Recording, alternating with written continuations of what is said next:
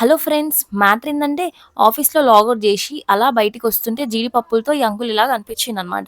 So, ఒరిజినలా, ఫేకా అని చెప్పి దగ్గరకు పోయినా. ఒక ప్యాకెట్ 250 అన్నారు. ఇంకొక ప్యాకెట్ 550 అని అన్నారు. మీరెందుకు ఇంత తక్కువ అమ్ముతున్నారని అడిగిన. సో, వాళ్ళన్నారు శ్రీకాకుళంలో పండించి ఇక్కడికొచ్చి ఓన్‌గా అమ్ముకుంటాము. మాది పాలిష్ లేదు. అందుకే అంత తక్కువగా అమ్ముతాము అని జెప్పిర్రు. అప్పుడే తెలిసిన మ్యాటర్ ఏందంటే జీడిపప్పును గూడా పాలిష్ జేస్తారు అని అర్థమైంది. అప్పటికి నేను డౌట్‌లోనే ఉన్నా. తీసుకోవాలా? వద్దా? వెళ్ళిపోవాలా? అప్పుడే అంకుల్ ఈ ప్యాకెట్ చూపించిండు. ఇందులోంచే మేము జీడిపప్పు తీస్తాం మేడం. మీరు తీసుకోండి. ఇది ఒరిజినలే అని. లక్కీగా అదే టైంలో పోలీస్ వాళ్ళు వచ్చిర్రు. మీలాంటి వాళ్ళు ఇదే దారిలో చాలా మంది ఉన్నారు. మీరు ఎక్కడి నుంచి వస్తున్నారు? ఇది ఒరిజినలా? ఫేకా? అని చెప్పి వాళ్ళు టెస్ట్ చేసిర్రు. సో, అది నేను వీడియో తీయలేకపోయినా. ఇక ఫైనల్‌గా జీడిపప్పు ఒరిజినల్ అని తెలిసింది.